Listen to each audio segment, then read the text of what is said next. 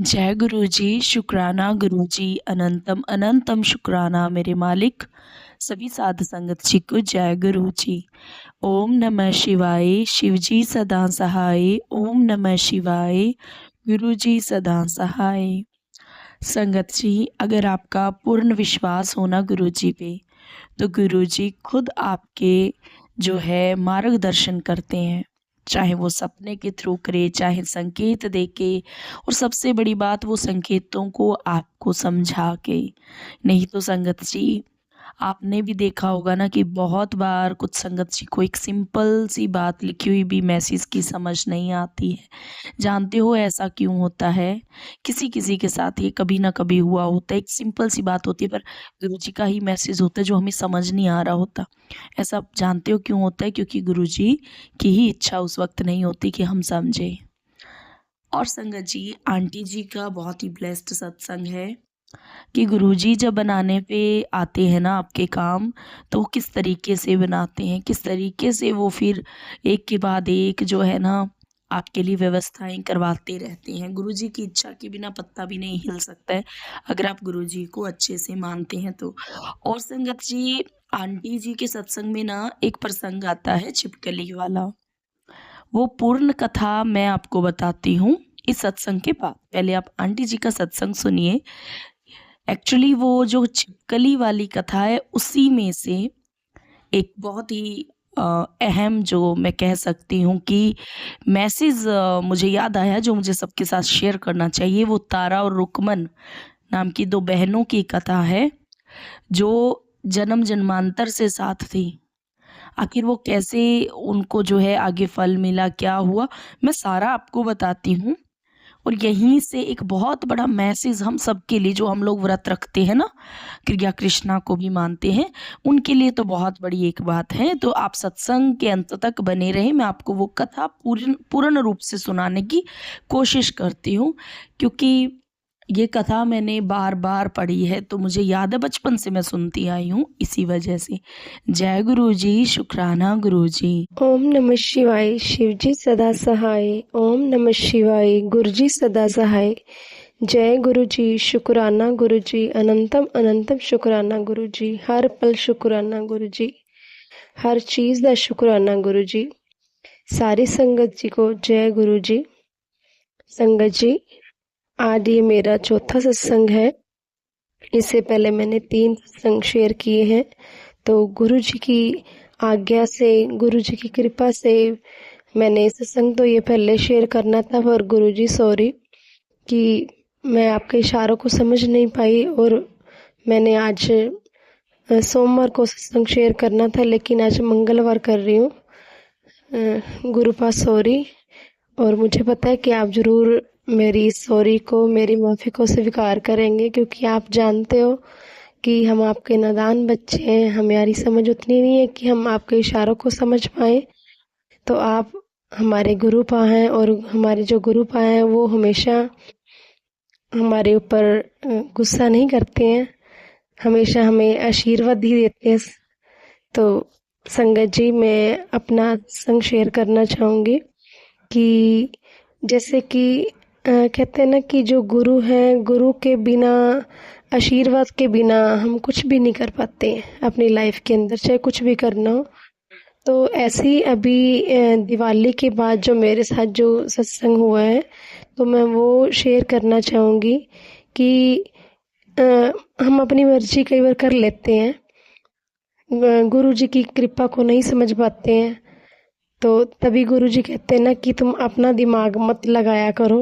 तो जब भी आप मेरे पास आते हो, या जब भी कोई बात हो, तो आप जो है ना अपने दिमाग से मत चला करो।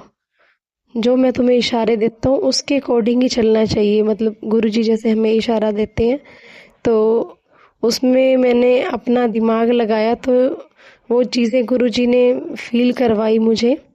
तो मैं वही आज शेयर करना चाहूँगी कि संगत जी, मुझे गुरु जी का मैसेज मिल रहा था कि 7 नवंबर को, मतलब अगर मैं बड़े मंदिर नहीं आ सकती हूँ तो मैं 7 नवंबर को सत्संग करवाऊँ।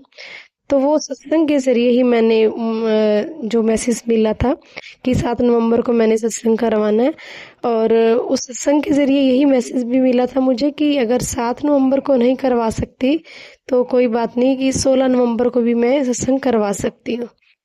तो संगत जी, क्योंकि 6 और 1 7 गुरु जी का जो ब्लेसिंग नंबर 7 है, तो इसीलिए वो गुरुजी का आदेश था कि 16 को करवाऊँ। लेकिन मेरी बेटी ने जैसे दिवाली के बाद जाना था, तो उसने बोला कि मैं छुट्टी नहीं करूँगी, वो बाहर पढ़ती है, और उसने बोला कि मैंने जाना है और मैं तो सत्संग पे रुक नहीं सकती हूँ, मैं चली जाऊँगी। मुझे ये था कि चलो अगर बेटी है तो वो भी सत्संग में गुरुजी की ब्लेसिंग ले। तो मैंने सोचा चलो हम 15 को मतलब 16 को या तो सुबह यो रुक जाएगी या तो एक दिन लेट चली जाएगी।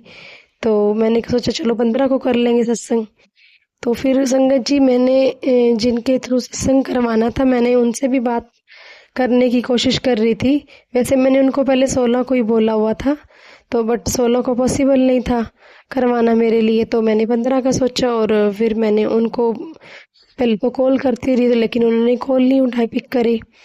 तो फिर संगत जी, जब मैंने उनसे बात करी कि मैं से 15 को सत्संग करवाना चाहती हूँ, तो उन्होंने बोला कि 15 को तो कोई भी संगत नहीं है, सब भाई दूज है, सभी अपना अपना गए हुए हैं, तो मैंने भी जाना है, तो वो पॉसिबल नहीं हो पाएगा। तो फिर मेरे मन में आया कि चलो हम घर में जैसे घर के सारे जो भी मेंबर है वो कर लेंगे, या कोई 1-2 आसपास और संगत बुला लेंगे। और संगत जी देखो, गुरुजी ने जो जो संग करना था, जैसे करना था, जो भी करवाना था, तो वो गुरुजी ने सपने में आके सारी चीजें मुझे एक्सप्लेन कर दी, कैसे कि कल क्या होना है सत्संग के अंदर। और उसमें संगत जी की क्या हुआ, जब मैंने रात को सोई थी, तो मुझे ये था कि गुरुजी आप अपने अकॉर्डिंग जो भी करना है सत्संग में कल, आप देखना भी कैसे करना है। तो मेरे को सपना क्या आता है संगत जी, कि मैं सपने के अंदर घर में जाके जैसे 3-4 जनों के जाके बोलती हूँ कि 3:45 बजे आना है, 3:45 बजे सत्संग है। तो कई बार संगत जी, जो अपने को सपने आते हैं तो वो कई बार क्लियर नहीं होती है उसमें, मतलब इतनी चीजें। तो वो जो टाइमिंग थी, वो मेरे मुंह से जो 3-4 बार ऐसे मैंने सपने में मुझे फील हुई कि मैंने वो ऐसे बोली अपने मुंह से कि 3:45 बजे आना आपने। तो गुरुजी ने टाइम भी डिसाइड कर दिया कि 3:45 बजे आना है। और फिर सपने में ये भी दिखाया गुरुजी ने मुझे कि सत्संग का टाइम हो गया है और मेरी अभी कोई तैयारी नहीं हुई है, और जो गलीचे वगैरह बिछाने वाले हैं, वो मैंने जिस संगत ने आके सत्संग करना है, तो वो भी नहीं अभी आए हैं। तो घर के अंदर मतलब सत्संग का टाइम हो गया, लेकिन तैयारी नहीं हो पाई है। तो संगत जी, वही चीज़ हुई कि सुबह 3:30 बजे हम मार्केट से आए हैं। मतलब आधे घंटे के अंदर हमने जो भी प्रसाद लेना था, फूल लेना था, तो वो सारा अरेंजमेंट हुआ। क्योंकि संगत जी, उस दिन ना मैंने घर में जैसे गुरुजी की आज्ञा से ही जैसे सोफे के नए कवर बनवाने थे, तो वो भी देखो, उसने आना तो एक दिन पहले था, लेकिन वो भी नहीं आया। तो वो भी जिस दिन सत्संग होना था उसी दिन ही सुबह आया, और उसने भी मतलब दोपहर तक मतलब वो फ्री किया उसने। तो उसके बाद हम शाम को जैसे दिन में ही जैसे दोपहर को मार्केट गए, और मार्केट से आते आते हमें 3:31 हुए थे जब हम मार्केट से आए हैं। तो 3:45 बजे की गुरुजी की सत्संग की टाइमिंग थी। और उसके बाद फिर संगत जी बड़ी जल्दी जल्दी सारी वो गुरुजी की गद्दी लगाई। गुरुजी का जो भी जल प्रसाद रखना था, मेरी मदर इन लॉ ने जल्दी जल्दी से हेल्प करी। और संगत जी, मुझे ना रात को जैसे सपने में आवाज़ आ रही थी कि रेड, ब्लैक और वाइट, कुछ ऐसी आवाज़ आ रही थी सपने में। तो मुझे मतलब सारा वो सपने में था ध्यान की ऐसे कुछ है। तो संगत जी देखो, अगले दिन मेरा बेटा और बेटी है, दोनों ने जैसे जो भी सुबह ड्रेस डाली थी, तो कोइंसिडेंस नहीं कह सकते हैं कि वो गुरुजी की ही इच्छा थी कि उन्होंने रेड और ब्लैक दोनों ने वो डाल रखा था। और संगत जी एक वाइट बस उसमें रह गया था। तो क्या हुआ कि मैंने जो सूट डाला हुआ था, मेरा वो दुपट्टा नहीं मिला उस टाइम पे, क्योंकि जल्दी जल्दी में सत्संग शुरू करना था किया, और मुझे वो दुपट्टा नहीं मिला। और एक गुरुजी के मतलब जो गद्दी के लिए मैंने पहले वाइट एक दुपट्टा था, जैसे साफ दुपट्टा था बिल्कुल नया, तो वो मैंने बिछाना था पहले। फिर मैंने वो बिछाया नहीं, मैंने कुछ अपना नया सूट जो था वो गुरुजी की गद्दी के लिए वहाँ पे मतलब यूज़ किया, गुरुजी की गद्दी के लिए। तो वो जो वाइट ये दुपट्टा ही था एक तरह का वो, तो वो मैंने क्रीम कलर का था, जो गोल्डन कलर की उस पे वो लैश टाइप लगी हुई थी कुछ। तो वही संगत जी मैंने वाइट मतलब क्रीम कलर था जो सिल्क का था वो, तो वो मैंने ले लिया। तो मुझे बाद में वो चीज़ ध्यान आई कि गुरुजी ने किस तरह क्या चीज़ बोली थी कि रेड वाइट और ब्लैक। तो वो बच्चों ने ड्रेस रेड और वाइट की डाल दी, और मुझे गुरुजी ने वो क्रीम कलर का वही वाइट कलर का दुपट्टा मुझे उस टाइम जो लिया मैंने। तो वो भी गुरुजी की कोई ब्लेसिंग थी, कोई उनका वो उसमें वो ही जानते हैं उनकी रजा की क्यों था, उन्होंने क्यों ऐसा ये कॉम्बिनेशन बनाया। तो संगत जी देखो, ये सारी चीज़ ही ऐसे हुई कि मतलब सत्संग हुआ, लेकिन गुरुजी ने जिस तरीके से जो दिखाया मुझे सपने के अंदर, वही चीज़ें सारी हुई। और संगत जी फिर भी मेरे मन में था कहीं ना कहीं कि मैंने कोई गलती तो नहीं कर दी है, कि मतलब गुरुजी ने जो दिन बोला था उस दिन नहीं कर पाई हूँ सत्संग। तो मैंने जैसे मन में डाउट था ऐसे, तो गुरुजी ने फिर अगले दिन मैसेज भी दे के, जैसे कहते हैं ना गुरुजी अपना हौसला भी हमें देते हैं, और अपने को ये कि एक्टिव नहीं होने देते। तो गुरुजी ने मुझे मैसेज के थ्रू भी दिया कि नहीं बेटा, तू सही कर रही है जो भी कर रही है। तो इसमें भी गुरुजी की कोई रजा होएगी। जो 16 को सत्संग होना था और 15 को हुआ, क्योंकि संगत जी गुरुजी ने तो यही मतलब लंगर प्रसाद के लिए ही बोला था, और मेरा भी मन था कि जितने भी जने आएंगे कोई बात नहीं, तो मैं भी लंगर प्रसाद ही करूँगी पूरा, जैसे गुरुजी का लंगर प्रसाद होता है। पर जब उनकी इच्छा होएगी तो वो फिर कभी पूरा हो जाएगा गुरुजी की कृपा से। शायद अभी वो नहीं करवाना चाहते होंगे, ये भी हो सकता है। पर वही है कि हमें बस कभी अपनी मर्जी नहीं करनी चाहिए। और संगत जी ये भी देखो कि जब ये सत्संग हुआ है, तो उस दिन मतलब सुबह जो है मैंने अमृत वेला में जो भी चला है, मतलब जो गुरबानी शब्द चला है, तो उसमें देखो शब्द कौन सा चला था कि मेहर करे जिस मेहरवा ता कारज आवे रास। मतलब वही है कि गुरु की और सतगुरु की मर्जी के बिना हम अपने आप कोई भी काम नहीं कर सकते। जिस तरह से वो चाहे वैसे ही वो कार्य संपूर्ण होता है, वैसे ही वो काम होता है। हम अपनी मर्जी के बिना मतलब कुछ भी नहीं कर सकते हैं। तो संगत जी ये था मेरा ये सत्संग, एक जो कि गुरु जी की कृपा से सत्संग हुआ मेरे घर में। तो मेरे घर में क्या, वो तो घर तो गुरु जी का ही है कि हम तो वही बोल देते हैं कि हमारा घर, हमारा तो कुछ भी नहीं, असल में वो है तो उस गुरु बा का ही। कहते हैं ना कि जब गुरु जी जिस घर में आके विराजमान हो जाते हैं तो वो गुरु का घर ही बन जाता है ना। तो उनकी मर्जी के बिना हम नहीं चल सकते हैं। तो संगत जी एक बात मैं ये भी शेयर करना चाहूँगी कि ये भी एक सत्संग है कि पहले मैंने भी ये सत्संग के ज़रिए सुना था कि गुरु जी जब आपके मतलब घर में आ जाते हैं ना, तो आपकी जो ख्वाहिशें होती हैं, चीज़ें होती हैं, अपने आप ही पूरी होनी शुरू हो जाती हैं। जो चीज़ें बहुत टाइम से पेंडिंग पड़ी होती है ना, तो वो भी अपने आप ही गुरु जी जो है छोटी छोटी अपनी ख्वाहिशें होती हैं वो पूरी करते हैं। तो मेरे घर का जैसे सोफ़ा है तो वो बहुत पुराना था, तो मेरा मन था कि इसको अगर मैं सत्संग घर में संगत आती है घर में तो वो अच्छा मतलब होता खुद को भी। तो काफ़ी टाइम से था मन में कि सोफ़ा नया लेना है या उसको कुछ उसकी करवाना है। तो संगत जी गुरु जी ने की कृपा से ये सारा ही संभव हो पाया है।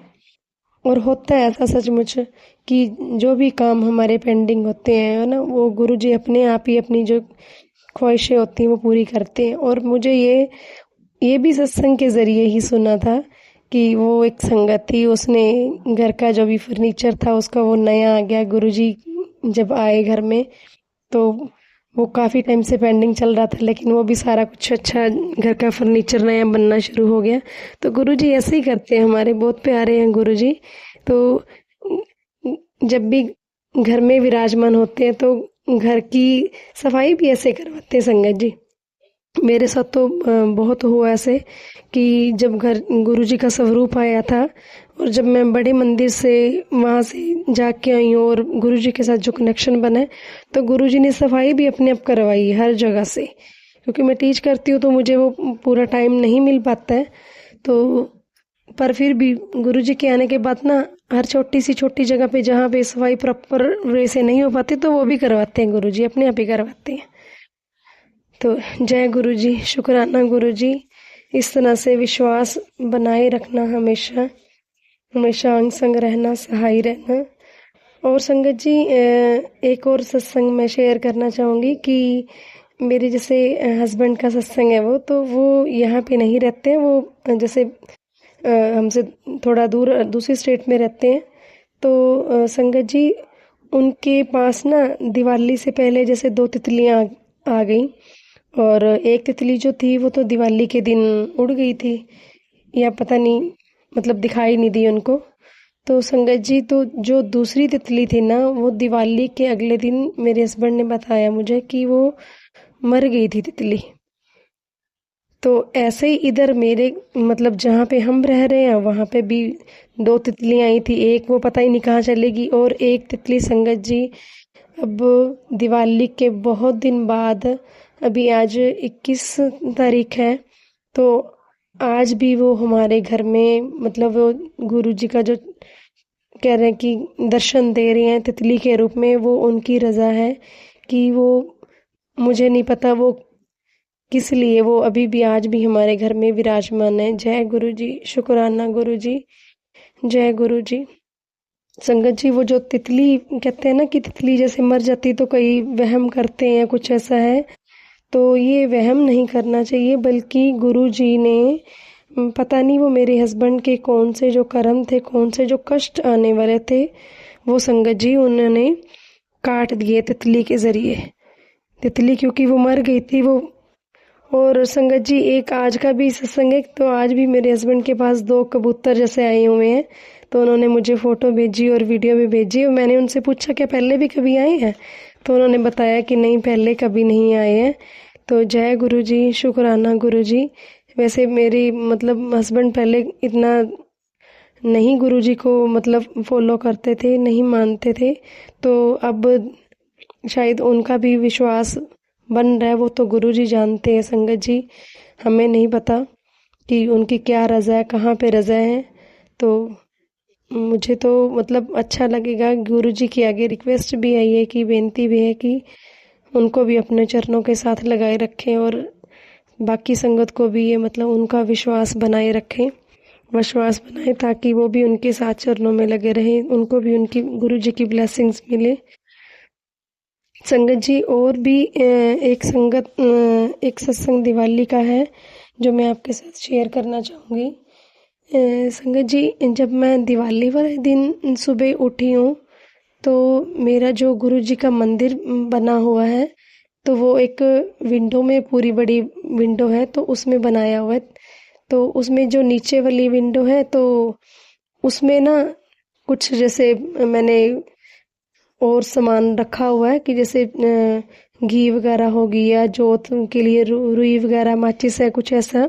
तो गुरुजी के नीचे मतलब बिछाने के लिए जो भी मैंने वो रखे हुए हैं, तो संगत जी तो वो उस दिन जो मैंने बिछाया हुआ था जो दुपट्टा गुरुजी के मतलब सारी जो अलमीरा के अंदर स्लैब पे, तो वो नीचे वाली अलमीरा को भी कवर कर रहा था। तो मैं सुबह उठी तो एकदम से मैंने वो देखा कि जब वो मैंने चुन्नी ऊपर करी तो वहाँ एक छिपकली दिखी मेरे को, डार्क से कलर की।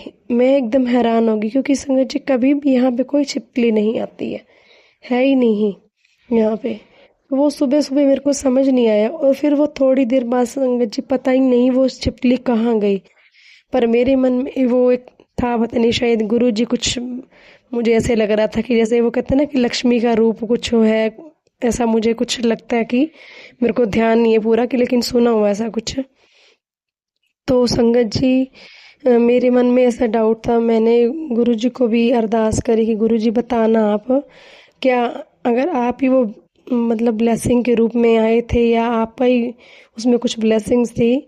तो संगत जी वो देखो सुबह जब मैंने अमृत वेला चलाया तो अमृत वेला में जो शब्द कीर्तन था तो उसमें वो छिपकली का ही वो उसमें एक वो वर्णन किया हुआ था, छिपकली की कथा थी जिसमें कि वो छिपकली खुद संतों साधुओं की जान बचाने के लिए वो खीर के अंदर वो गिर जाती है, क्योंकि उस खीर के अंदर पहले ही सांप जैसे मर जाता है, मरा होता है दूध के अंदर। तो वो छिपकली जब देखती है कि ये साधु संत खाएंगे तो वो उनका सारा धर्म भ्रष्ट हो जाएगा और वो मर भी सकते हैं।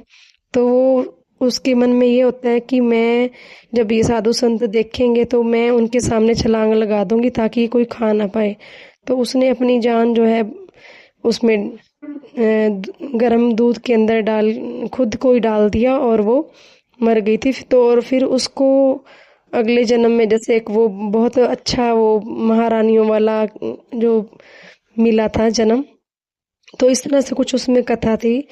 तो मुझे ऐसे वो फील हुआ कि गुरुजी मुझे मतलब वो सुना रहे, अब मुझे नहीं पता वो मेरे साथ क्या उसका कनेक्शन है उस कथा का या कैसे जो भी है, पर मुझे उसमें गुरुजी की कुछ ना कुछ ब्लेसिंग्स लगी। फिर देखो मैंने गुरुजी को ये भी अरदास करी थी, गुरुजी आप बताना मतलब किसी किसी तरीके से और मुझे और भी थोड़ा सा पता चल सके कि वो छिपकली आप मतलब ब्लेसिंग्स ही हैं आपकी। तो संगत जी रात को मैंने फिर सपने में देखा कि हमारी उसी जो मंदिर के साथ जो वही दीवार है रूम के अंदर, तो वहाँ पे एक बड़ा सारा जैसे किरला सा होता है तो वो जा रहा है और सारे वो कह रहे हैं कि किरला किरला कुछ ऐसे बोल रहे हैं। तो बड़ी सी जैसे वो छिपकली होती है जो पेड़ों पे रहते हैं। तो संगत जी पर मैं कहती हूँ कि नहीं ये गुरु जी हैं और वो मेरे साथ बिल्कुल पूरा मतलब आई टू आई जैसे कनेक्शन होता है ना वो करते हैं ऐसे, मतलब मेरे सपने वो जो जो भी बड़ा सारा छिपकला या किरला होता है तो मेरे साथ वो आई टू आई कनेक्ट करता है, कनेक्शन करता है। तो मैं कहती हूँ कि नहीं ये गुरु जी है, मैं कहने लगती हूँ कि जय गुरु जी, शुक्राना गुरु जी। और मुझे मतलब वो मेरा रिप्लाई मिल गया कि हाँ वो गुरु जी ही उस छिपकली के रूप में कुछ ना कुछ ब्लेसिंग्स देने आए थे, कोई ना कोई कर्म काटने के लिए आए थे। जय गुरु जी, शुक्राना गुरु जी। गुरु जी का हुक्म है कि मैं जो अपना सत्संग है वो बड़ा सत्संग शेयर करूं, तो इसलिए जैसे जैसे संगत जी मेरे को जो जो गुरु जी के सत्संग है या जो भी चीज़ें याद आ रही हैं तो मैं वो आपके साथ शेयर कर रही हूँ ताकि मेरे को भी गुरु जी की जो पूरी ब्लेसिंग है वो मिल पाए, है ना। तो हम भी लालची होते हैं, तो ये लालच जो है हमारा ख़त्म नहीं होता। वैसे जिस सत्संग का जो लालच है वो तो बना ही रहे तो अच्छी बात है, क्योंकि कहते हैं ना कि गुरु जी का अभी भी मैसेज मैंने सत्संग करने से पहले जब वो देखा तो उसमें दिया था कि 30 से 45 मिनट का सत्संग का क्या लाभ है।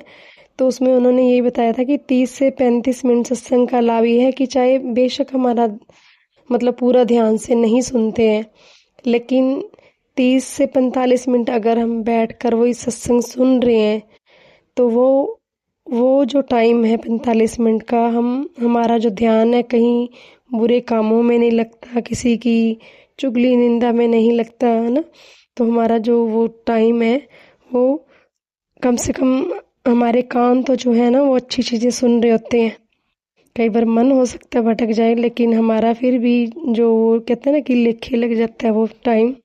तो इसीलिए हमें जो सत्संग है संगत जी वो भी ज़रूर सुनना चाहिए, कभी भी सत्संग को अधूरा भी नहीं छोड़ना चाहिए। जितना हो सके से जो भी समझाना चाह रहे हो तो मैं उसको उसी टाइम समझ पाऊँ, क्योंकि संगत जी, गुरु जी की अगर ये मर्ज़ी नहीं है तो हम चाहे जितना मर्जी मतलब अपना दिमाग लगा ले तो हम नहीं समझ पाते हैं, नहीं समझ सकते हैं।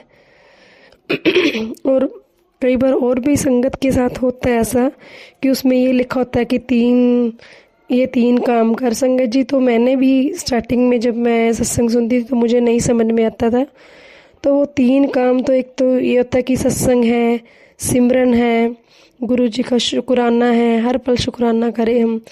और संगत जी, शुक्राना से याद एक और सत्संग याद आ रहा है कि एक दिन मुझे मैसेज आया कि जो तू जल प्रसाद है ना, तो मैं तुम्हें जल प्रसाद में ओम के दर्शन दूंगा। तो संगत जी, मेरा जल प्रसाद जो सुबह मैं रखती हूँ तो वो किचन में पड़ा हुआ था शाम को। तो मैं जब गई वहाँ से तो मैंने देखा जल प्रसाद को, मैंने कहा देखती हूँ मेरे को ओम के दर्शन होते हैं कि कैसे हैं। तो मुझे मतलब वो दिखा ओम का जैसे बीच में। तो संगत जी, और थोड़ी देर बाद जब मैं आई अंदर, मैंने जोत जगानी थी और मैंने फ़ोन भी साथ में ऑन किया। मैं सत्संग कई बार चला लेती हूँ साथ में।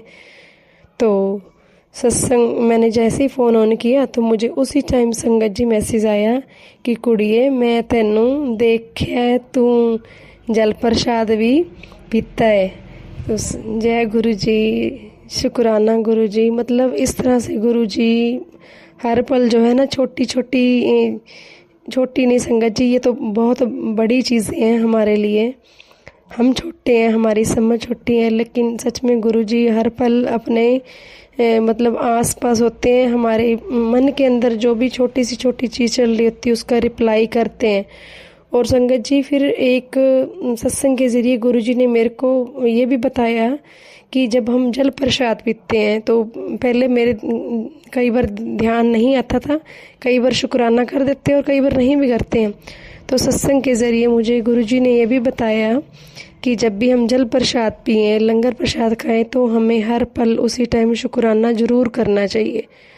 तो तब से लेके आज तक जब भी मैं जल प्रसाद पीती हूँ, कोशिश करती हूँ कि मैं गुरुजी का शुक्राना ज़रूर करूँ।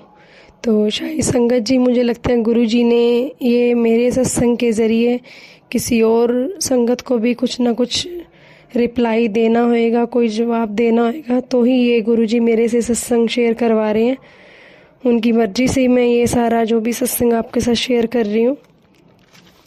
संगत जी, एक और सत्संग मैं आपके साथ ये शेयर करना चाहती हूँ कि गुरुजी के साथ जुड़ने से पहले मतलब मैं जैसे गुरबानी के साथ ही जुड़ी हुई थी, गुरु ग्रंथ साहिब जी के साथ ही जुड़ी हुई थी। तो उस परमात्मा की कृपा से, गुरु जी की कृपा से संगत जी, मतलब मेरे को कोशिश करती थी कि मेरे को गुस्सा ना आए और या फिर मतलब मैं किसी के साथ बुरा ना करूं। मतलब मेरी हमेशा यही कोशिश होती थी। और मतलब मन के अंदर कभी भी किसी के लिए घृणा, द्वेष, कोई ऐसी चीज़ ना आए, ये कोशिश होती थी। लेकिन कई बार मतलब ये भी होता था कि गुस्सा ना आए।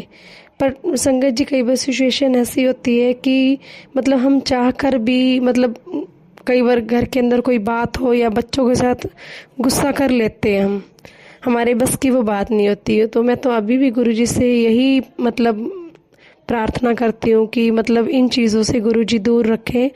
और संगत जी, सचमुच जब मैं बड़े मंदिर पहली बार गई थी 7 जुलाई को 2023 में, संगत जी, जब मैं वहाँ से आई हूँ, मतलब उसके बाद मेरा जो अंदर का खुद का मेरे को बहुत ज़्यादा फील होता है कि बहुत ज़्यादा चेंजेस आए हैं मेरे अंदर, बहुत ज़्यादा चेंजेस आए हैं कि मतलब बीच में आता था गुस्सा, लेकिन संगत जी सच में उसका भी रीज़न था। गुरुजी साथ साथ बताते रहते थे कि, लेकिन फिर भी गुरुजी की कृपा से अब तो वो चीज़ें बहुत ही कम हो गई हैं। मतलब बता नहीं सकती हूँ मैं, अंदर से हम इतना लाइट फील करते हैं ना जब गुरुजी के साथ जुड़ जाते हैं। हमारे अंदर की जो नेगेटिविटी है, सबसे पहले गुरुजी अपने अंदर की भी ख़त्म करते हैं और अपने आसपास का जो भी नेगेटिविटी होती है या नेगेटिव एनवायरनमेंट होता है, वो गुरुजी अपने आप ही ख़त्म कर देते हैं। और जब अगर हम संगत जी मूल मंत्र या जो भी गुरु जी का मंत्र है कि ओम नमः शिवाय, शिव जी सदा सहाय, ओम नमः शिवाय, गुरु जी सदा सहाय, ये अपने आप मन में पढ़ते रहें या फिर मोबाइल में चला के रखें तो हमारे आसपास नेगेटिविटी वैसे ही ख़त्म हो जाती है। और संगत जी सचमुच मैंने ये ऑब्ज़र्व किया है। और कहते हैं कि जल प्रसाद जैसे सुबह हम रात को रखें गुरु जी के स्वरूप के पास, और सुबह उठ के जैसे जो भी अपने पूजा पाठ करना है या जो भी मंत्र जाप करना है उसको करने के बाद गुरु जी अपने कहते हैं कि जैसे घर के अंदर हमें छिट्टा देना चाहिए उसी जल प्रसाद का, है ना। और अगर हमारे कोई भी किसी तरह की भी कोई बॉडी के ऊपर कोई भी प्रॉब्लम है या इंटरनल कहीं भी अपने को लगता है तो अगर हम पूरे विश्वास के साथ उस जल प्रसाद को यूज़ करते हैं ना तो संगत जी उसका भी बहुत असर पड़ता है। हमारी मतलब जो चीज़ें कोई प्रॉब्लम है बॉडी के अंदर या शरीर के ऊपर कोई भी प्रॉब्लम है तो वो चीज़ें ठीक हो जाती हैं अगर हम पूरे विश्वास के साथ जल प्रसाद को यूज़ करते हैं। और संगत जी ये चीज़ें हम तब कर पाते हैं जब गुरु जी की मेहर हो हमारे ऊपर, गुरु जी की कृपा हो। और मैं गुरु जी का बार बार शुक्राना करती हूँ, अनंतम अनंतम शुक्राना है कि गुरु जी ने अपने साथ जोड़ा है। जुड़े तो बहुत जन्मों से हुए हैं लेकिन इस जन्म में जब हमें जो होश आई है तो संगत जी मतलब फील होता है कि गुरु जी जब अपने चोले में थे तब हम कहीं उनके साथ जुड़े होते हैं ना, तो वो जो संगत सत्संग सुनाती है हमें जो गुरु जी के समय थी तो हमें भी मतलब वो ऐसी वो फील होता है कि हम भी गुरु जी के साथ हो उस टाइम पे होते। पर संगत जी अपना ही टाइम होता है सबका।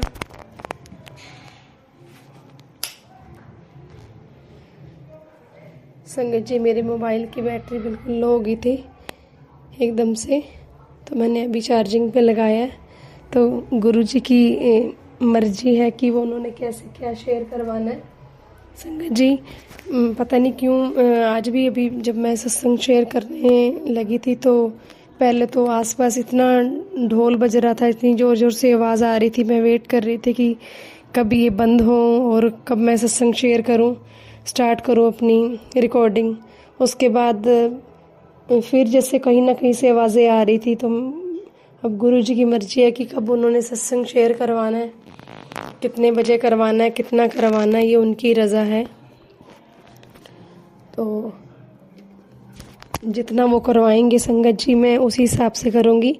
और एक संगत जी और भी मैं आपको सत्संग बताती हूँ, मेरे मतलब हस्बैंड से रिलेटेड है कि संगत जी जैसे मेरे जो हस्बैंड है जैसे मैंने आपको बताया कि वो यहाँ पे नहीं रहते हैं। तो एक दिन अभी मैंने कुछ दिन पहले मैंने जो सत्संग शेयर किया था तो 18 नवंबर को हमारी एनिवर्सरी थी। तो उसके बाद जैसे उससे पहले मैंने मतलब शेयर किया हुआ था सत्संग, लेकिन जो YouTube पे आया तो वो 18 को ही आया। तो गुरु जी का बहुत बहुत शुक्राना। और संगत जी मुझे मैसेज मिल रहे थे उसी दिन ही कि तुझे मतलब बड़ा सरप्राइज़ मिलने वाला है, बड़ी खुशी मिलने वाली है। तो संगत जी देखो गुरु जी ने उस दिन ही 18 नवंबर को ही मुझे वो सत्संग जो मेरा था वो YouTube पे आया। और जो दूसरा सत्संग था गुरु जी संगत जी मतलब दोनों सत्संग तो सेम था, लेकिन एक जो है मेरी रिकॉर्डिंग में था मेरी आवाज़ में, और दूसरा जो था वो जो संगत शेयर करती है उनकी आवाज़ में था, क्योंकि मैंने 2 चैनल पे वो सेंड किया था। तो संगत जी देखो मैं 19 को मैं मॉर्निंग में जैसे किचन में मैंने सत्संग चलाया तो उसके ऊपर आया हुआ था कि तुझे 2 सरप्राइज़ ये खुशियाँ मिलने वाली हैं, कुछ इस तरह का मैसेज था। तो मैं सोचने लगी एकदम से मेरे माइंड में आया कि कहीं मेरे हस्बैंड तो नहीं कहीं कोई अपना सत्संग शेयर कर रहे हैं। तो संगत जी देखो उसी टाइम मेरे हस्बैंड का फ़ोन आया तो वो मेरे को कहते हैं कि मैं ना सोच रहा था कि जैसे बाकी संगत सत्संग शेयर करती है, तो मैं भी गुरुजी के साथ इतना जुड़ी हुई हूँ, तो मैंने कभी कोई सत्संग शेयर नहीं किया। वो कहते मैं ऐसे सोच रहा था, तो कहते उसी टाइम ही मैंने देखा कि तेरा सत्संग मेरे सामने आ गया और मैंने वो सुना, मतलब आधा सुना भी, आधा बाद में सुनूंगा। तो संगत जी मैं मतलब बहुत खुशी हुई मेरे को। जय गुरुजी, शुक्राना गुरुजी। मतलब मुझे ऐसे विश्वास नहीं हो रहा था कि वो मेरे हस्बैंड जो मतलब ठीक है अंदर से मानते हैं, मतलब भगवान पे बिलीव करते हैं, लेकिन इतना ज़्यादा मेरे को लग नहीं रहा था कि हाँ भी उन्होंने भी, वो भी इतने अटैच हुए हैं। वो तो गुरुजी को पता, वही जानते हैं। लेकिन मेरे लिए बहुत बड़ी खुशी की बात थी संगत जी कि वो उन्होंने वो सत्संग सुना और उनकी ये थिंकिंग आनी भी मेरे लिए बहुत बड़ी बात थी संगत जी, कि वो सत्संग सुन रहे हैं और वो इस तरह से सोच रहे हैं कि सत्संग मैंने शेयर नहीं किया अभी तक। तो जय गुरुजी, शुक्राना गुरुजी, अनंतम अनंतम शुक्राना गुरुजी। गुरुजी के साथ जुड़ने के बाद तो संगत जी हमारी जो जर्नी है वो हमारे हाथों में नहीं रहती, वो गुरुजी ही अपने हिसाब से चलाते हैं। तो उसमें तो फिर हमारी ब्लेसिंग ही होती है गुरुजी की, क्योंकि गुरुजी अपनी संगत को कभी भी दुखी या नाराज नहीं देख सकते हैं। संगत जी ऐसे गुरुजी के हर पल मतलब मैसेज आते हैं। कई बार होता है ना कि हम थोड़े से लाइफ के अंदर डाउन चले जाते हैं, या हमारे अंदर थोड़ा सा कुछ लाइफ को लेके कुछ नेगेटिविटी कई बार आती है। मतलब नेगेटिविटी नहीं, मैं नहीं कहूँगी कि गुरुजी से रिलेटेड ही जब हमें लगता है कि गुरुजी पता नहीं हमारे साथ है कि नहीं है, हमारी हमसे कोई गलती तो नहीं हुई है, तो उसी टाइम ऐसा मतलब मैसेज हमें मिलता है गुरुजी का, तो एकदम से वो महसूस होने लग जाता है कि नहीं, मतलब गुरुजी तो हमारे साथ है। मतलब हर पल वो हमें अपने साथ होने का एहसास जो है वो करवाते ही रहते हैं। तो हम जो है वो गुरुजी के साथ हमेशा जुड़े रहते हैं इस तरह से संगत जी। और संगत जी जैसे कई बार मैसेज आए हैं कि मतलब तैनू हुण किसी सहारे की जरूरत नहीं है, हुण तेरी परेशानी विच मतलब मैं तेरे नाल रखूँगा, ड्रीम विच दर्शन दूँगा।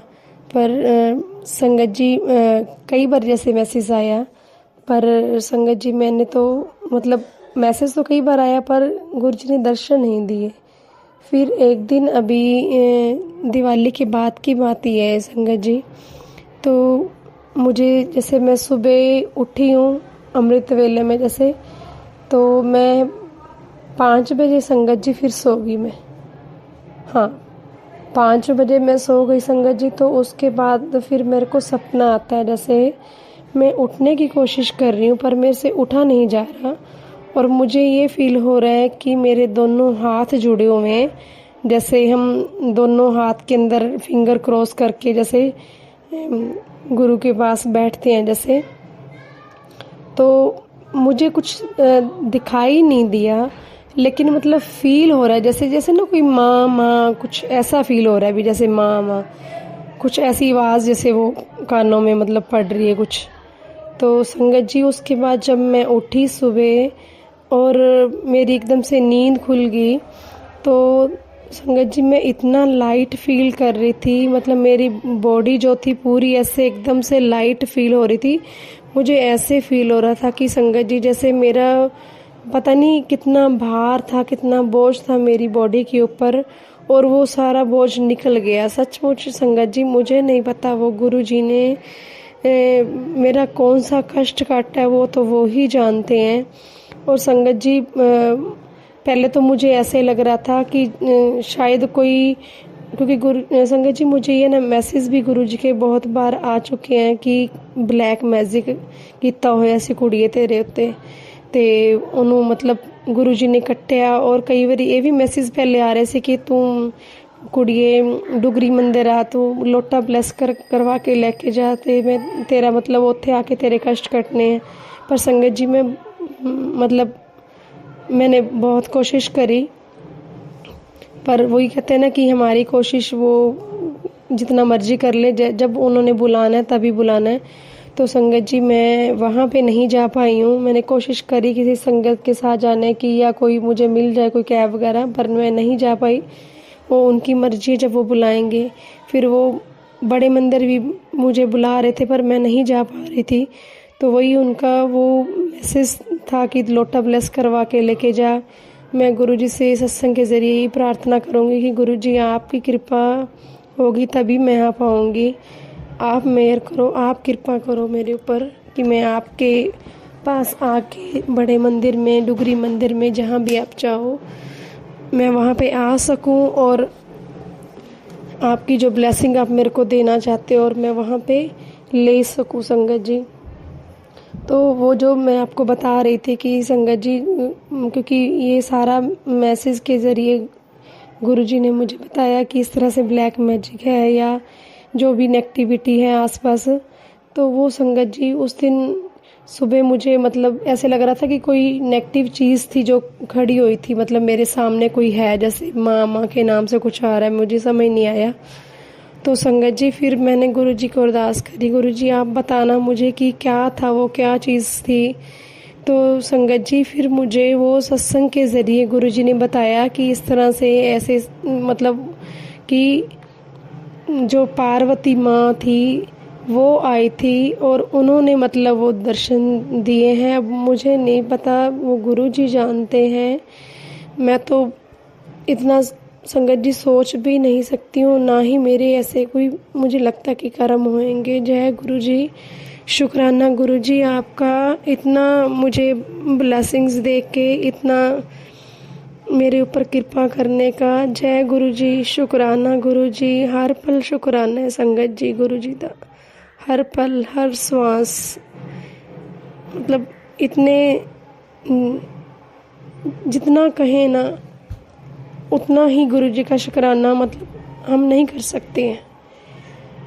गुरुजी की इतनी अपार मेहर के लिए बहुत बहुत शुक्राना गुरुजी, बहुत बहुत शुक्राना। संगत जी कई बार वो जो नेगेटिविटी थी, मैंने आपको पहले भी जैसे इसी सत्संग में बताया कि नेगेटिविटी दूर हो जाती है। और कई बार जैसे वही ना कि जो ब्लैक मैजिक था वो मैं संगत जी बहुत बार कोशिश करती थी कंट्रोल करने की। जैसे कई बार बच्चे के साथ वो पढ़ते नहीं है, छोटा बेटा है जैसे पढ़ता नहीं है, तो मैं बहुत बार उसको मतलब ना चाहते हुए भी उसको डांटती थी, खींच जाती थी, जैसे मतलब वो पढ़ता नहीं था या किसी तरह भी आप समझ लो। तो मैं कोशिश करती थी कि मैं कुछ ना बोलूँ ना करूँ, पर संगत जी मुझे खुद को फील होता था भी पता नहीं कौन सी चीज़ है जो मतलब मेरे को ऐसे गुस्सा करवा रही है, इतना मेरे को बुला रही है। पर संगत जी उस दिन के बाद से ना वो जो गुस्सा था, वो जो नेगेटिविटी थी, वो मतलब पता नहीं कहाँ चलेगी संगत जी। अब वो चीज़ें गुरुजी की मेहर से, गुरुजी की कृपा से वो चीज़ें मतलब ना मात्र ही रह गई हैं संगत जी। वो सच में महसूस होता है। पहले संगत का सुनते थे सत्संग में कि उनके ऊपर गुरुजी की ऐसी कृपा हुई है, लेकिन संगत जी अब जब हमारे खुद के साथ वो चीज़ें, वो जो हमारी लाइफ के अंदर चेंजेस आते हैं ना, तब हमें पता चलता है। तो इसीलिए ये गुरुजी का बार बार मेरे पास ये मैसेज आ रहा था कि कुड़िए तू सत्संग कर और तेरे ये कष्ट कटने हैं नाली। और संगत जी देखो, जो मेरा सत्संग शेयर हुआ था अभी 18 नवंबर को, तो उसमें भी गुरुजी ने ऊपर जो वर्डिंग जो लिखी हुई थी वो क्या था कि कुड़िए जो तू सत्संग करती है और सत्संग सुनती है तो इंदे नाल मैनू बहुत खुशी हुंदी है संगत जी। क्योंकि जो भी आप सत्संग करते हैं ना, तो अगर गुरुजी का इशारा आ रहा है कि हमें सत्संग करना चाहिए, तो संगत जी आपसे जितना भी जैसे भी होता है, आपसे कुछ 1 मिनट का होता तो आप थोड़े मिनट का कर लो, लेकिन आप अगर आपको इशारा मिल रहा है सत्संग करने का, तो संगत जी आपको सत्संग जरूर करना चाहिए। क्योंकि बार बार जो भी आप सत्संग सुनते हैं, सभी में यही सुनने को भी मिलता है कि सत्संग करने से हमारी जो कष्ट कटते हैं, गुरुजी की हमें ब्लेसिंग्स मिलती हैं सत्संग सुनने से भी और सत्संग करने से। और दूसरी जो बड़ी बात है संगत जी, कि जब अपन सत्संग शेयर करते हैं, जैसे अब मैं शेयर कर रही हूँ, तो जो भी संगत सुनेगी, हो सकता है उनके अंदर कोई डाउट हो, तो वो उनके डाउट जो है गुरुजी वो मेरे सत्संग के ज़रिए क्लियर कर देंगे। उनको किसी बात का जवाब चाहिए होएगा, तो हो सकता है कि इस सत्संग के ज़रिए गुरुजी ने किसको जवाब देना हो, किसी ना किसी को जवाब ज़रूर देना होएगा इस मेरे सत्संग के ज़रिए। तो जैसे मुझे भी वो मेरे अंदर मन के जो डाउट होते हैं, तो किसी ना किसी संगत का सत्संग सुनती हूँ तो वो क्लियर होते हैं। तो संगत जी, आपके सबके आगे हाथ जोड़ के विनती कि अगर गुरुजी कहते हैं कि सत्संग शेयर करो तो ज़रूर शेयर करना चाहिए, हमें देरी नहीं करनी चाहिए, क्योंकि उसके अंदर हमें नहीं पता कि गुरुजी ने उस सत्संग के द्वारा हमारे कौन से कष्ट काटने हैं, हमारे कौन से कर्म काटने हैं। क्योंकि संगत जी, गुरुजी, संगत से भी पहले सुना होगा कि गुरुजी के जो ब्लेस करने के तरीके हैं, कर्म को काटने के तरीके, वो हम नहीं समझ पाते हैं, हमारी समझ से बहुत परे हैं। हम तो वो सोच भी नहीं सकते जिस तरीके से गुरुजी ने हमारा कल्याण करना है, हमें नहीं पता। तो जो सत्संग के अंदर जो इशारे मिल रहे हैं, हमें उनको भी फॉलो करना चाहिए। गुरुजी के आगे मैं ये भी अरदास करूँगी, गुरुजी मैं भी, आप बहुत इशारे देते हो मेरे को, मैं भी उनको बहुत बार फॉलो नहीं कर पाती हूँ। आपके चरणों में अरदास है, मेरे ऊपर मेहर करो गुरु महाराज, कृपा करो कि मैं भी उन चीज़ों के लायक बन सकूँ, उन चीज़ों पे चल सकूँ जो आप मुझे आदेश देते हो, जो मेरे लिए आप ज़रूरी हैं आपके अनुसार। तो संगत जी, मैं अपने सत्संग को यहीं पे विराम दूंगी। गुरुजी का बहुत बहुत शुक्राना है। संगत जी, आपका भी बहुत बहुत शुक्राना है जो आप सत्संग सुनते हो, और उन संगत का भी मैं बहुत बहुत शुक्राना करना चाहूँगी कि जो संगत ये सेवा कर रही है, जितने सत्संग आते हैं उनको शेयर करती है टाइम निकाल के। जय गुरुजी, शुक्राना गुरुजी, अनंतम अनंतम शुक्राना गुरुजी। और संगत जी, मुझे माफ़ करना अगर मेरे सत्संग करते हुए कोई गलती होगी मुझसे, मैंने कुछ भी गलत बोल दिया हो, या मुझे नहीं पता कि गुरुजी के लिए क्या वर्डिंग यूज़ करनी है या क्या कुछ कहना है, कैसे कहना है, तो मुझे माफ़ करना अगर मैंने कुछ भी गलत बोल दिया हो या गुरुजी के हुक्म के अनुसार ना हो, तो क्षमा करना संगत जी। गुरुजी मुझे क्षमा करना, सब पे मेहर करना गुरुदाता जी, सबकी झोलियाँ भरना। जय गुरुजी, शुक्राना गुरुजी, शुक्राना गुरुजी, अनंतम अनंतम शुक्राना। जय गुरुजी, जय गुरुजी। ओम नमः शिवाय, शिवजी सदा सहाय। ओम नमः शिवाय, गुरुजी सदा सहाय। ओम नमः शिवाय, शिवजी सदा सहाय। ओम नमः शिवाय, गुरुजी सदा सहाय। जय गुरु जी, शुक्राना गुरु जी, अनंतम अनंतम शुक्राना मेरे मालिक।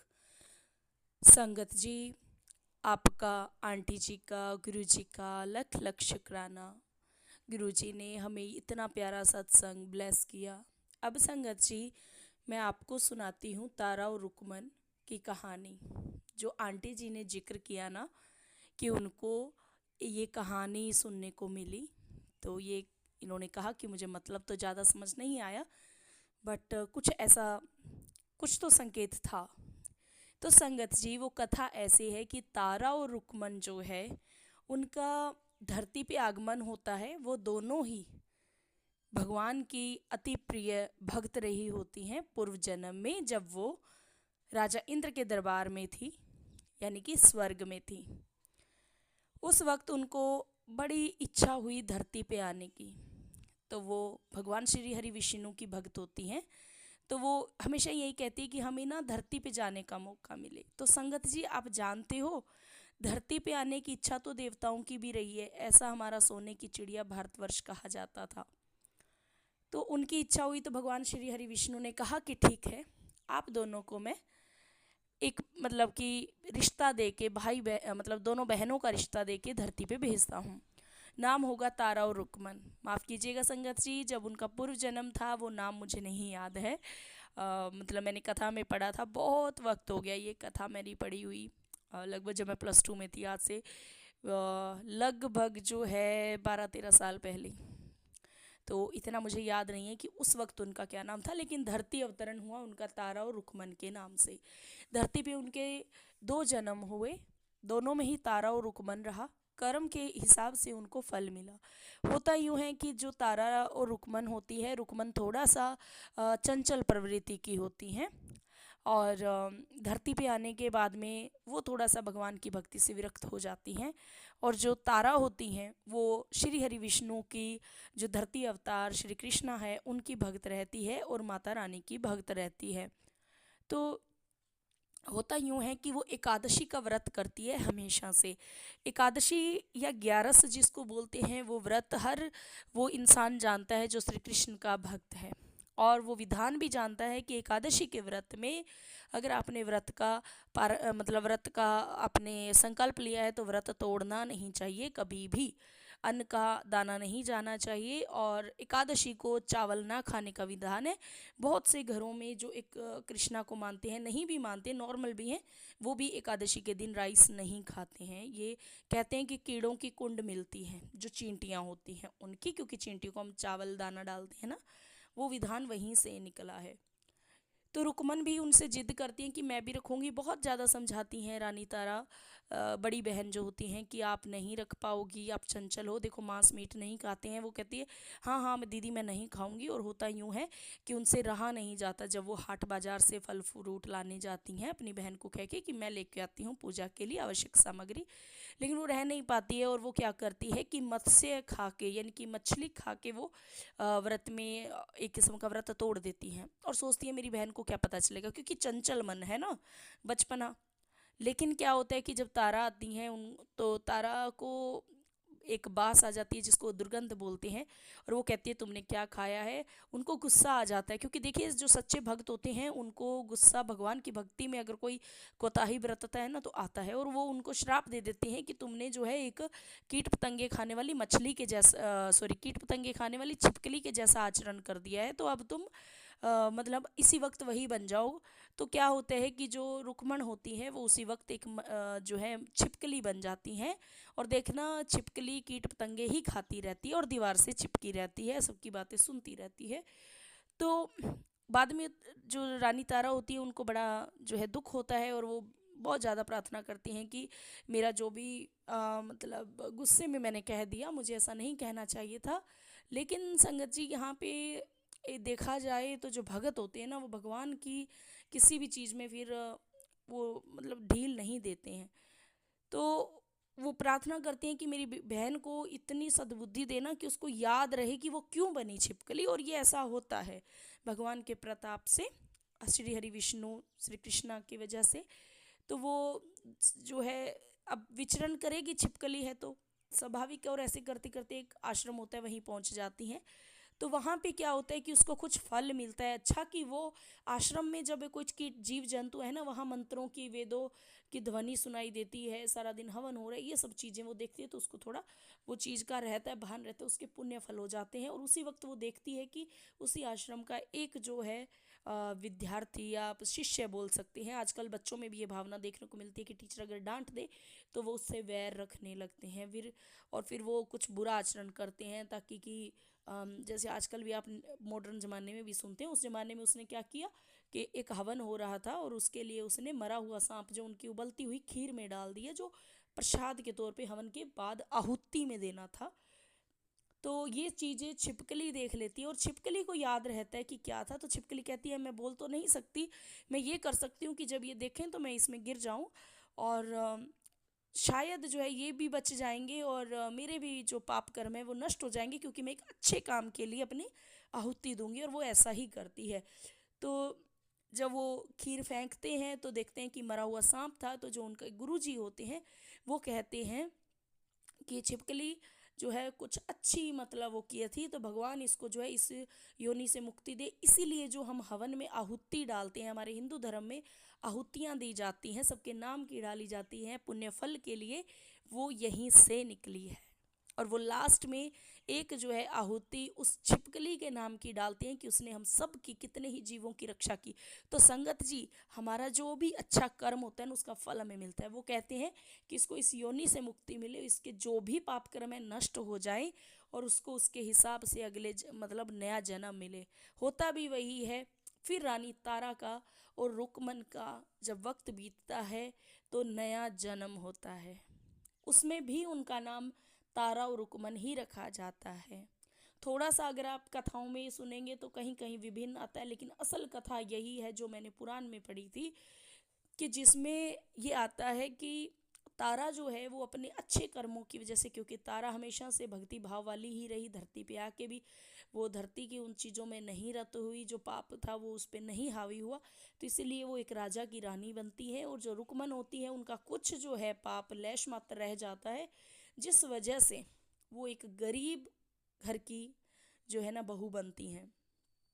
और उसी रानी तारा के यहाँ उसका पति जो है दास का करता है काम, और उसकी सास भी राजा के राज दरबार में ही जैसे दासी का या कुछ भी काम करती हैं। तो जब वो बीमार हो जाती हैं तो उनकी बहू रुकमन जाती है। रुकमन इस जन्म में अच्छे कर्म वाली होती है, भगवान को मानने वाली होती है, माता रानी की सेवा करने वाली होती है। तो जब वो जाती हैं तो होता यूँ है कि रानी तारा को बड़ा अच्छा लगता है, उनको लगता है कि कोई मेरा अपना मिल गया। और वहाँ पे वो उनके जो है फिर उनको अपने घर में जागरण में भी बुलाते हैं। और उसके बाद में वो जब वहाँ जाती हैं तो वो जो रात का जागरण है वो अटेंड करने की वजह से, वो सुनने की वजह से उनके जो बचे खुचे पाप थे वो भी नष्ट होते हैं। हालांकि कुछ परिस्थितियों का सामना भी होता है, लेकिन उस वजह से माता रानी की दया से, श्री हरि विष्णु की दया से दोनों बहनों को अपना पूर्व जन्म याद आ जाता है कि कैसे कीट वगैरह खाने वाली छिपकली का श्राप मिला था।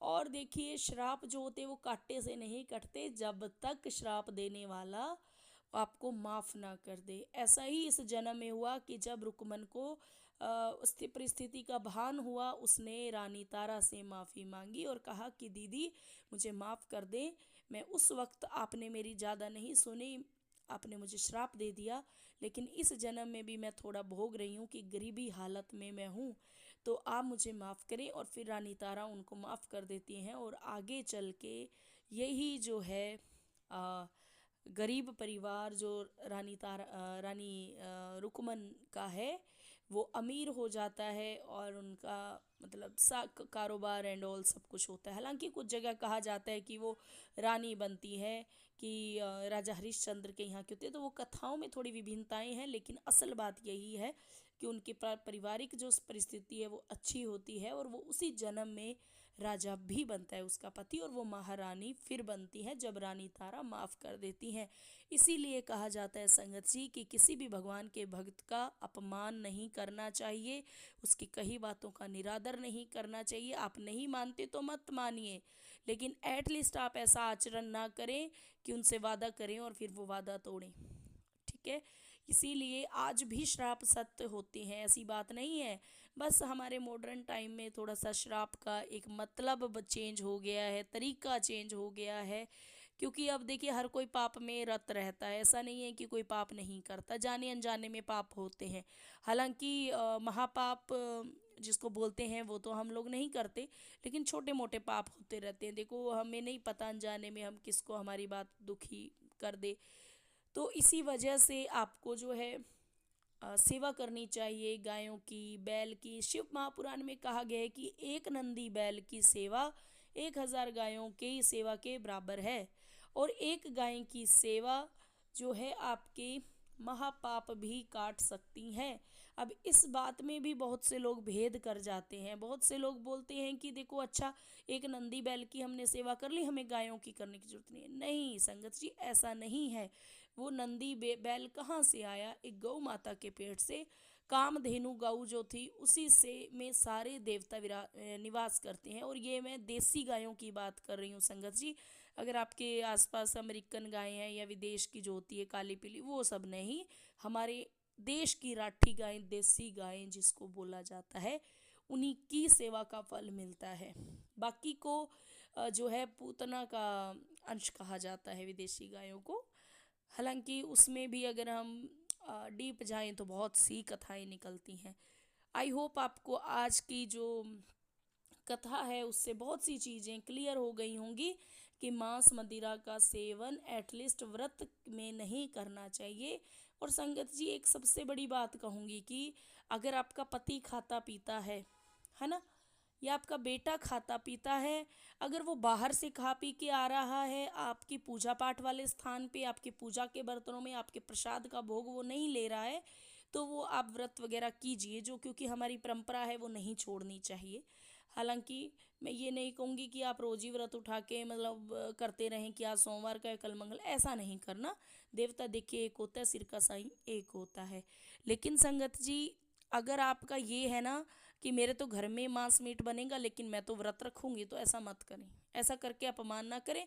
क्योंकि उसका सबसे बड़ा रीज़न ये है संगत जी कि हमारी श्वास जो होती है ना उसको भी हमें पवित्र रखना चाहिए। पिछले पुराने टाइम में जब व्रत रखा जाता था ना, तो औरतें अपने मुंह पे कपड़ा बांध के रखती थी कि सांसों में भी अन्न का दाना नहीं, मतलब मतलब क्या बोलते हैं उसको, कि अन्न की सुगंध भी नहीं जानी चाहिए सांसों में। ठीक है, फलाहार लिया जाता था। अब अगर आप चिकन के तड़का लगा रही हैं, कुछ गंदा बना रही हैं और एक आपने व्रत रखा है, तो आपकी सांसों में तो चला गया ना, श्वास से और सुगंध से पेट भरता है।